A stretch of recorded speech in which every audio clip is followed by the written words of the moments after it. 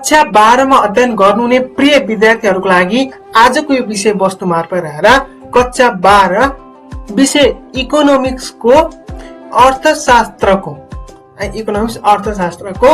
एकाइ 1 मा रहेको अर्थशास्त्रको आधारभूत अवधारणा र साधनहरूको वितरण basic concept of economics and allocation of research भन्ने च्याप्टरको अभ्यासलाई कम्प्लिट रूपमा incomplete chapter in one shot हामीले यसको अभ्यास सोल्युसन गर्नेछौँ।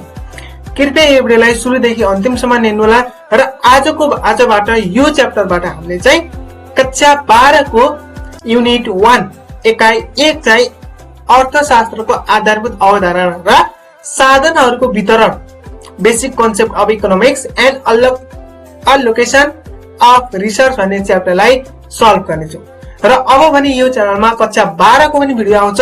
इकोनोमिक्सको एकाइ 1 एकाइ 2 पनि रेगुलरली भिडियो लिएर आउने कोसिस गर्नेछु र एकाउन्ट विषयको पनि आउनेछ, नझुकिनु होला। र 12 को एकाउन्टको पनि लिएर आउनेछु न्युमेरिकल। त्यसपछि 12 को चाहिँ इकोनोमिक्स एकाउन्ट नेपाली सोशलको पनि यस च्यानलमा भिडियो पाउनुहुनेछ भने च्यानललाई सब्स्क्राइब गरिराख्नु होला र यस्ता भिडियो हेर्नको लागि तपाईले च्यानललाई सब्स्क्राइब गर्नु होला, किनकि भिडियो अपलोड गर्ने बित्तिकै तपाईहरुको नोटिफिकेसनमा पुग्छ। त्यसैले आजको यो विषय वस्तु मार्फत रहेर अर्थशास्त्रको आधारभूत अवधारणा र साधनहरूको वितरण भन्ने च्याप्टरलाई सुरु गर्नेछौँ।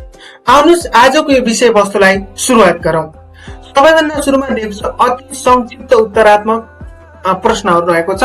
नम्बर 1 मा भनेको छ दुर्लभता भनेको के हो? अब अर्थशास्त्रमा मानवीय आवश्यकता पूरा गर्ने वस्तु तथा सेवाहरूको उत्पादनका लागि आवश्यक पर्ने साधन स्रोतको अपर्याप्ततालाई दुर्बलता भनिन्छ। हेर्नुस् त, जब अर्थशास्त्रमा मानवीय आवश्यकता पूरा गर्ने वस्तु छ तथा सेवाहरूको उत्पादनका लागि आवश्यक पर्ने साधन स्रोतको अपर्याप्तताको लाई नै हामीले के भनिन्छ? दुर्लभता भनिन्छ। अब छनौट भनेको के हो त? हेर्नुस् है, छनौट भनेको के हो? कुनै एउटा वस्तुको उत्पादनमा बढी साधन प्रयोग गर्ने निर्णय गरियो भने अर्को वस्तुको उत्पादन चाहिँ प्रक्रियाबाट केही साधन झिक्नु पर्ने हुन्छ भने जसलाई छनौट भनिन्छ। हेर्नुस् त, कुनै एउटा वस्तुको उत्पादनमा बढी साधन प्रयोग गर्ने निर्णय गरियो भने अर्को वस्तुको उत्पादन चाहिँ के हुन्छ? प्रक्रियाबाट केही साधन झिक्नु पर्ने हुन्छ है। त्यो झिक्नुलाई नै हामीले के भनिन्छ? छनौट भनेर भनिन्छ। अब छनौटको समस्या उत्पन्न हुनुका कुनै 2 कारणहरूले छनौट समस्या उत्पन्न हुनुका 2 कारणहरू यस प्रकार रहेका छन्। असीमित आवश्यकताहरू, सीमित वा दुर्लभ चाहनाहरू अथवा साधनहरू।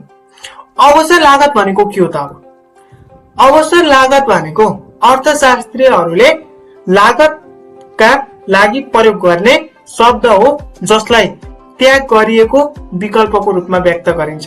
यदि कुनै निर्णय लिइन्छ भने त्यस्तो बेला धेरै अवसरहरू परित्याग गर्दछन् भनेर लेखेका छन्। यस्तो अवसर भनेको हामीले सामान्य परिभाषाले।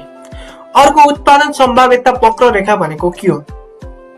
उत्पादन सम्भाव्यता वक्ररेखा भनेको अर्थव्यवस्थाले निश्चित उपलब्ध उत्पादन र साधन र प्रविधिबाट उत्पादन गर्न उत्पादनका संयोगहरूलाई देखाउने नै के हो? रेखाचित्र है। जब उत्पादन सम्भाव्यता रेखा भनेको कि अर्थव्यवस्थाले निश्चित उपलब्ध उत्पादन साधन र प्रविधिबाट उत्पादन गर्न उत्पादनका संयोगहरू देखाउने रेखा नै के रहेछ? उत्पादन सम्भाव्यता रेखा वक्ररेखा रहेछ। उत्पादन सम्भाव्यता वक्ररेखाका कुनै 2 मान्यताहरू। अब के छन् त 2 मान्यताहरू? त्यो मान्यता लेख्नु होला। अर्थव्यवस्थामा केवल 2 किसिमका वस्तुहरू मानव कार र कम्प्युटर मात्रै उत्पादन गरिन्छ। उत्पादनका लागि समय अवधि निश्चित हुन्छ। उत्पादनको लागि के हुन्छ? समय अवधि के हुन्छ? निश्चित हुन्छ। साथमा छ उत्पादन सम्भाव्यता वक्ररेखा किन बाहिरतर्फ फुकेको छ? हेर्नुस् त, जब अहिले त्यो तपाईले बाहिरतिर फुकेको भित्रतिर फुकेको त्यो व्याख्या तपाईले हेर्न सक्नुहुन्छ। त्यो चित्र मैले देखाउँछु कसरी भित्रतिर आयो, कसरी बाहिरतिर फुक्यो भने त्यो अहिले आउँछ। उत्पादन सम्भाव्यता वक्ररेखा किन बाहिरतर्फ फुकेको छ? उत्पादन सम्भाव्यता वक्ररेखा बाहिरतिर फुकेको हुनुको मुख्य कारण के रहेछ? बढ्दो अवसर लागतको नियम लागू भएको। के रहेछ? बढ्दो अवसर लागतको नियमको लागू भएको। यसरी बुझ्ने कि हेर्नुस् त किन बाहिरतर्फ पुगेको रहेछ? बढ्दो अवसरको लागतको नियम के भएछ? लागू हुनु हो। हेर्नुस् त बढ्दो स्तरको अवसर लागतको नियम चाहिँ लागू भएछ। साधनहरूको बाँडफाँड भनेको के हो त? साधनहरूको बाँडफाँड अर्को एउटा आर्थिक समस्या हो जुन मानवीय असीमित आवश्यकता परिपूर्तिका लागि साधनहरूको दुर्लभताले गर्दा उत्पन्न हुन्छ। यसलाई साधनहरूको बाँडफाँड भनेर भनिन्छ। अब पुँजीमूलक उत्पादन प्रविधिलाई परिभाषित गर्नुहोस् भनेको छ उत्पादन प्रक्रियामा श्रम अर्थात् कामदारको तुलनामा मेसिन, औजार र आधुनिक प्रविधि जस्ता पुँजीगत साधनहरूको बढी प्रयोग गरिने प्रविधिलाई हामीले के भनिन्छ? पुँजीमूलक उत्पादन प्रविधि भनेर भनिन्छ।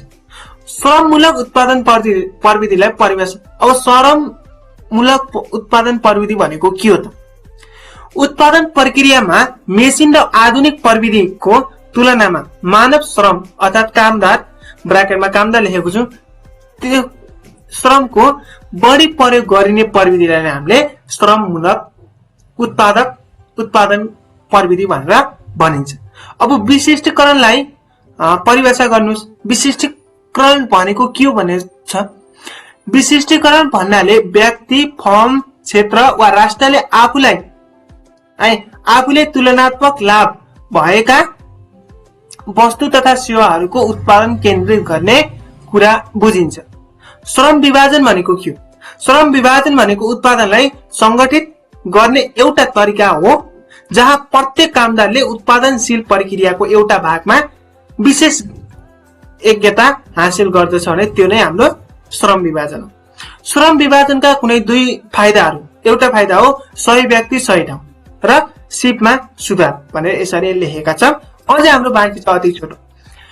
श्रम विभाजनका कुनै दुई बेफाइदाहरू, एउटा कामको निराशता, अर्को जिम्मेवारीको अभाव।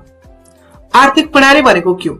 समाजमा उत्पादनको प्रबन्ध मिलाउन उत्पादनशील साधनको स्वामित्व र प्रयोगको अधिकार स्थापित गर्ने र आर्थिक कारोबार सञ्चालन गर्नका लागि तय गरिएको स्वीकृत तरिका वा पद्धतिलाई हामीले के भनिन्छ? आर्थिक प्रणाली भनेर भनिन्छ। आर्थिक प्रणालीका प्रकारहरू के छन् त? 3 प्रकार छन्। पहिलो बजार आर्थिक प्रणाली, अर्को छ हाम्रो समाजवादी अर्थ प्रणाली, अर्को छ मिश्रित आर्थिक प्रणाली। बजार अर्थतन्त्रका कुनै दुई विशेषताहरू, एउटा निजी सम्पत्ति वा स्वामित्व, अर्को छ हाम्रो मूल्य संयन्त्र भनेर दुईटा विशेषताहरू लेखेका छन् बजार अर्थतन्त्रका। बजार आर्थिक प्रणालीलाई बजार अर्थतन्त्र पनि भनिन्छ, अर्थव्यवस्था पनि भनिन्छ। त्यसैले समाजवादी अर्थतन्त्र भनेको के हो? समाजवाद एउटा राजनीतिक सिद्धान्त हो जसमा श्रम बाहेक उत्पादनका लगभग सबै साधनहरूको समुदायको स्वामित्वमा हुनुपर्छ, जसलाई समाजवादी अर्थतन्त्र भनेर भनिन्छ। अब त्यसका दुई विशेषता के छन् त? समाजवादीका विशेषता के छन् त? साधन स्रोतमा राज्यको स्वामित्व, योजनाबद्ध अर्थव्यवस्था भनेर दुईटा विशेषता लेखेका छन्। अब मिश्रित अर्थतन्त्र भनेको के हो? मिश्रित अर्थ प्रणाली भनेको के हो?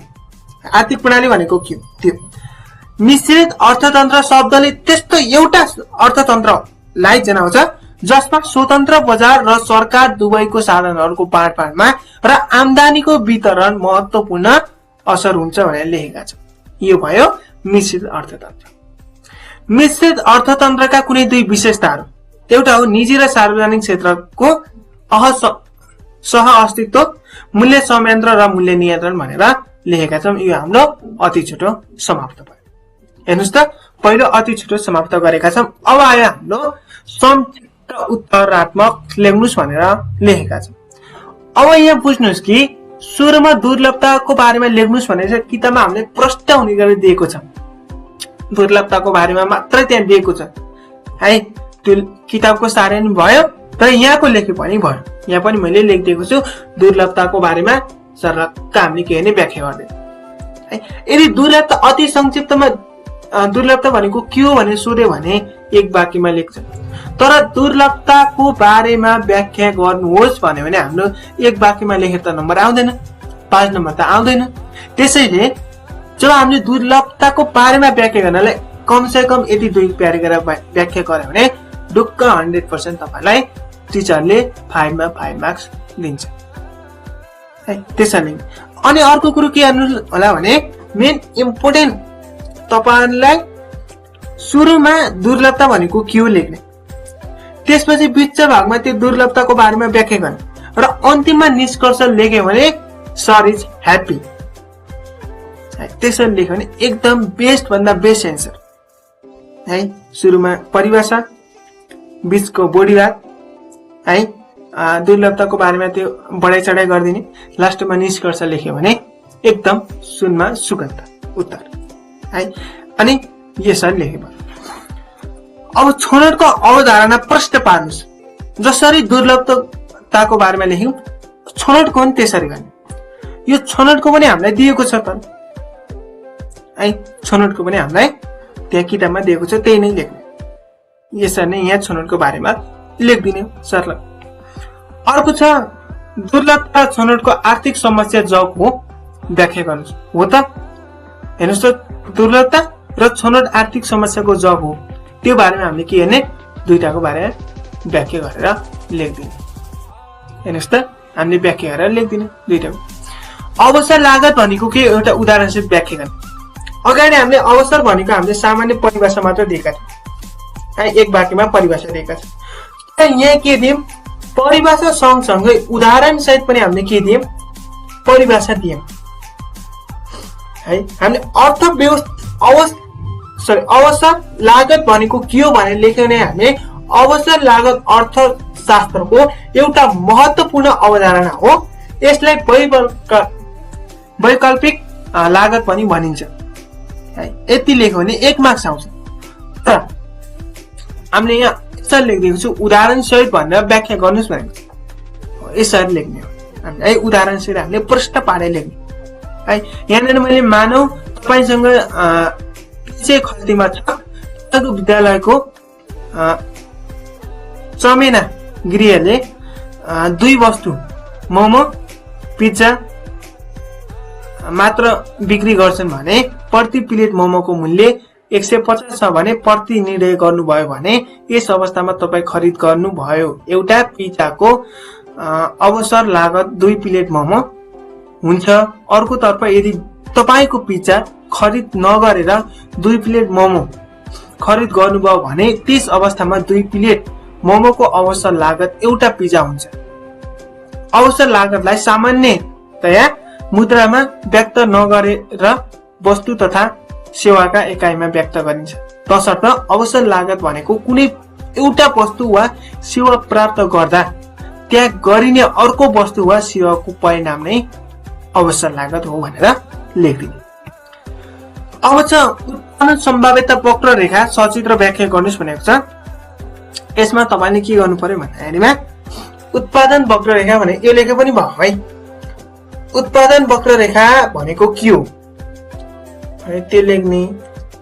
अर्को कुरो त्यो लेख्छ तर तालिका बनाउनु र रेखाचित्र पनि बनाउनु, त्यसरी बनाउने है।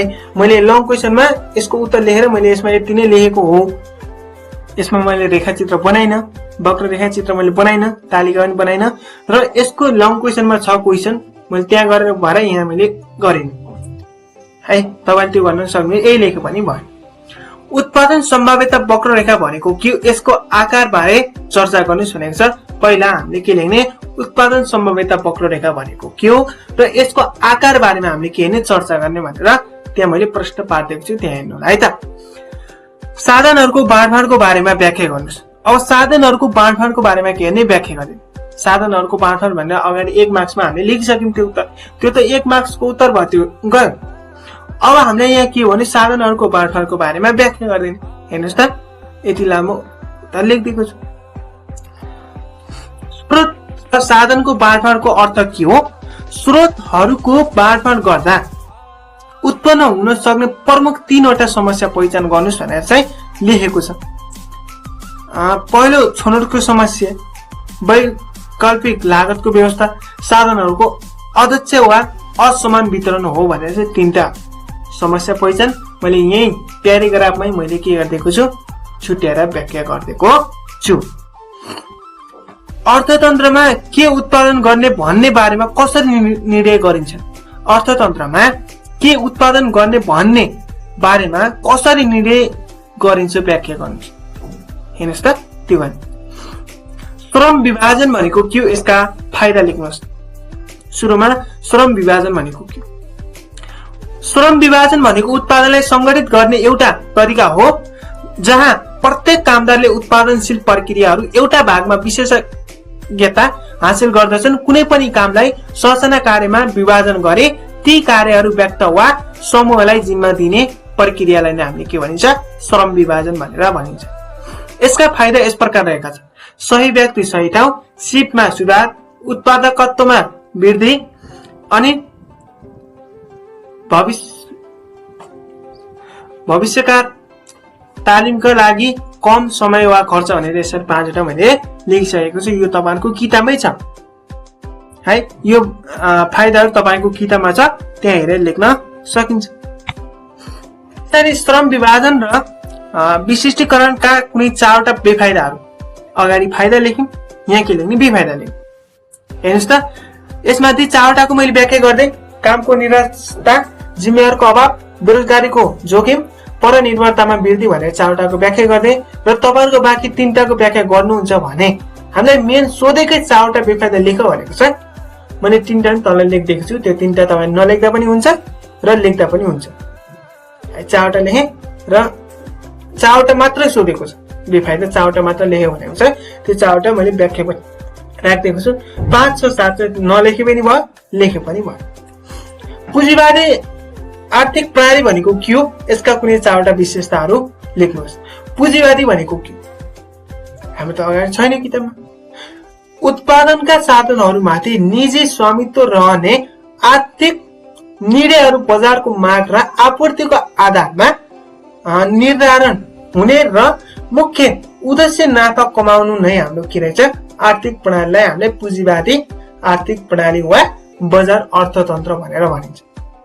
जुन बजार आर्थिक प्रणाली भनेर पढ्नुभयो त्यसैलाई हामीले अर्को नाममा पुँजीवादी अर्थ प्रणाली भनेर पनि भनिन्छ। दुईटा पुँजीवादी आर्थिक प्रणालीका 4वटा विशेषताहरू हेर्नुस् त, निजी सम्पत्तिको अधिकार, नाफा कमाउने उद्देश्य, उत्पादकताको सार्वभौमता, स्वतन्त्र प्रतिस्पर्धाको हामीले यसरी लेखेका छौँ। 4वटाको व्याख्या पनि राखिदिएको छु। त्यसरी गर्ने समाजवादी अर्थव्यवस्था भनेको के हो, यसका विशेषताहरू लेख्नुहोस्। समाजवाद एउटा राजनैतिक सिद्धान्त हो जसमा श्रम बाहेक उत्पादन लगभग सबै साधनहरू समुदायको स्वामित्वमा हुनुपर्छ। यो भनेको हाम्रो समाजवादी अर्थव्यवस्था अर्थात् समाजवादी आर्थिक प्रणाली। यसका विशेषताहरू यस प्रकार रहेका छन्। नम्बर 1 योजनाबद्ध अर्थव्यवस्था, 2 सरकार नियन्त्रण, सामाजिक कल्याण, निजी उद्यमको अनुस्पर्धी, आर्थिक समानता भनेर यसरी हामीले विशेषता परिभाषा पनि लेखिसकेका छौँ। अर्को छ पुँजीवादी आर्थिक प्रणाली र समाजवादी आर्थिक प्रणाली भनेको के हो, यिनी दुईटा बीच फरक छुट्याउनुस् भनेको छ। यहाँ धेरै फरक लेखिदिएको छु मैले है। पुँजीवादी आर्थिक प्रणालीको मैले कतिवटा, 1, 2, 3, 4, 10वटा लेखिदिएको छु। तपाईले यसमा कमसे कम 5वटा बुँदा चाहिँ अनिवार्य रूपमा लेख्नुपर्ने हुन्छ। 5वटा बुँदा है, कति 5वटा बुँदा अनिवार्य रूपमा लेख्नुपर्ने हुन्छ। त्यही गरेर त्यही हिसाबले पढ्नु होला। मिश्रित अर्थव्यवस्थाका विशेषताहरू व्याख्या गर्नुस् भनेको छ। मिश्रित अर्थव्यवस्थाका विशेषता यस प्रकार रहेका छन्। मैले 4वटा मात्र लेखेँ, बाँकी तपाईले किताबमा हेरेर लेख्न सक्नुहुने भयो। सार्वजनिक र निजी क्षेत्रको सहअस्तित्व, आर्थिक स्वतन्त्रता र नियन्त्रण, कल्याणकारी राज्यको अवधारणा, योजनाबद्ध विकास र मूल्य संयन्त्र भनेर यसरी लेखिसकेको छु। नेपालले अँगालेको आर्थिक प्रणाली चाहिँ कुन हो? उक्त आर्थिक प्रणालीका 4वटा विशेषता लेख्नुस् भनेको छ। पहिला सुरु के हो त, नेपालले अँगालेको आर्थिक प्रणाली चाहिँ कुन रहेछ त्यो हेरौँ। नेपालले मिश्रित आर्थिक प्रणाली अँगालेको छ। यस्तो कुन रहेछ हाम्रो मिश्रित आर्थिक प्रणाली रहेछ, मिक्स्ड इकोनोमिक सिस्टम रहेछ। यस प्रणालीमा पुँजीवादी आर्थिक प्रणाली, निजी क्षेत्र र समाजवादी आर्थिक प्रणाली, सरकारी क्षेत्र दुवैको राम्रा पक्षहरूलाई समावेश गरिरहेको छ। नेपालको संविधानको सरकारी र सहकारी र निजी क्षेत्रको सहभागिता र स्वतन्त्रता विकास मार्फत आर्थिक समृद्धि हासिल गर्ने नीति नै 3 खम्बे अर्थनीति अर्थात् अंगीकार गरेको छ। मिश्रित आर्थिक प्रणालीका 4 विशेषताहरू, जुन माथि जे लेख्यो तल पनि त्यही 4वटा। हेर्नुस् त, यहाँ पनि त्यही लेखेका छौँ, यहाँ पनि त्यही। हेर्नुस् त, यसरी लेख्नु। अब लामो उत्तरात्मक प्रश्नहरू भनेको छ। यसमा पनि हामीले एकको छोटो भयो होला तपाईहरुलाई है। सबै आर्थिक समस्याको मूल कारण दुर्लभता हो भनेको छ। दुर्लभताको बारेमा त्यहाँ किताबमा अगाडि दिएको छ टन्नै, त्यसैबाट मिलाएर लेख्न सक्नु भने भयो। र मैले यहाँ अलि छोटो बनाएर लेखिदिएको छु, मिठो छोटो बनाएर लेखिदिएको छु। यो है मेन कुरो के छ भने त्यहाँ के उत्पादन गर्ने, कसरी उत्पादन गर्ने, कसका लागि उत्पादन गर्ने भने तपाईलाई किताबमा प्रष्ट हुने गरी व्याख्या दिएको छ, त्यहाँ पढ्न सक्नुहुने भयो। तर मैले यहाँ के लेखेँ, के उत्पादन गर्ने, कसरी उत्पादन गर्ने, कसको लागि उत्पादन गर्ने हो, यसरी लेखिदिएको छु मैले है। छोटो बनाएर लेखिदिएको छु, त्यो तपाईले पढ्नु। अर्थशास्त्रमा छनौट विज्ञान भनेको के विज्ञान हो, व्याख्या गर्नुस्। हेर्नुस् त, के हो त अर्थशास्त्रको छनौटको विज्ञान हो, त्यसबारे हामीले के लेख्ने, व्याख्या गरेर लेख्दिने। अब यसमा बुझ्नुपर्ने हुन्छ, अगाडि मैले यो वक्ररेखा बनाएको थिएन। पहिला सुरु के उत्पादन सम्भाव्यता वक्ररेखा भनेको के हो, यसलाई तालिम र रेखाचित्रद्वारा व्याख्या गर्नुहोस्। अर्थव्यवस्थामा साधनहरू र उत्पादन तरिका दिएको अवस्थामा सम्पूर्ण साधन स्रोत पूर्ण रूपमा के छ, रोजगारमा हुँदा उत्पादन गर्न सकिने दुवै वस्तु तथा सेवाका अधिकतम परिणाम जोडिएको प्रतिनिधित्व गर्ने वक्ररेखालाई उत्पादन सम्भाव्यता वक्ररेखा भनिन्छ। अब यहाँ बुझ्नुपर्ने हुन्छ तपाईले है, तपाईले मेन यहाँ बुझ्नुपर्ने हुन्छ। हामीलाई एबीसीडी भनेर यो दियो, पहिला हामीले यसलाई नहेरौँ है। त्यहाँ सुरु कारको एकाइ भनेर यहाँ तल यो लेखिसक्यौं। कारको एकाइ भने यो तपाईले लेख्नुभयो, यो हाम्रो कारको एकाइ भयो। 1 2 0 1 2 3 4 5 भनेर लेखिसक्यौं। अब कम्प्युटरको एकाइ यहाँ लेखिसक्यौं, यो कम्प्युटरको एकाइ हामीले यहाँ लेखिसकेका छौँ। यसरी 0 1 2 3 4 गर्दै 16 सम्म लेख्यौं।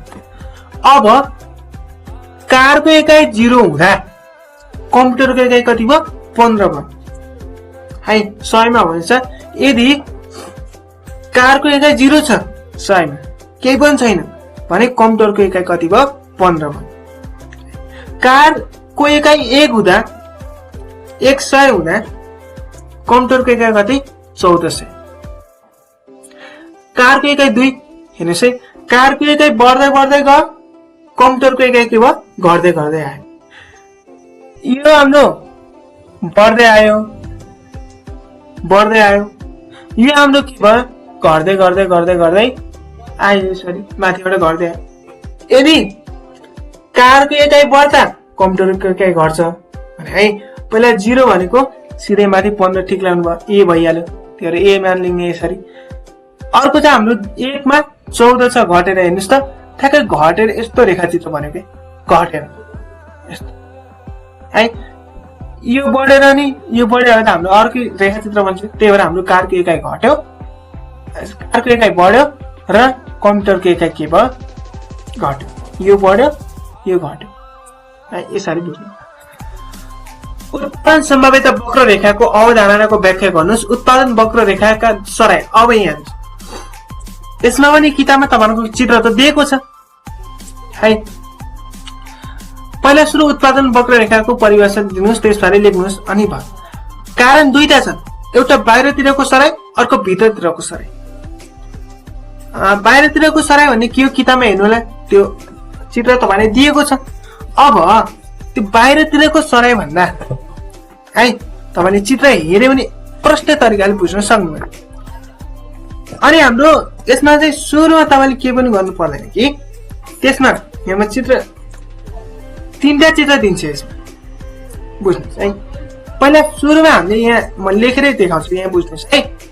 हाम्रो के भयो यहीँनिर हेरौँ न यस्तो थियो। पहिला हाम्रो यिनी तीनटा बनाएँ मैले।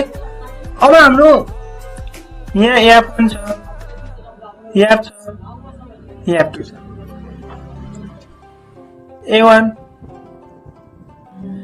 A2 छ भने अब यसमा यो हाम्रो कारको एकाइ भयो है, सरी कम्प्युटरको एकाइ, यो हाम्रो कारको एकाइ भयो भने अब तपाईले के गर्नु होला भने कारको एकाइ कम्प्युटरको एकाइ भयो।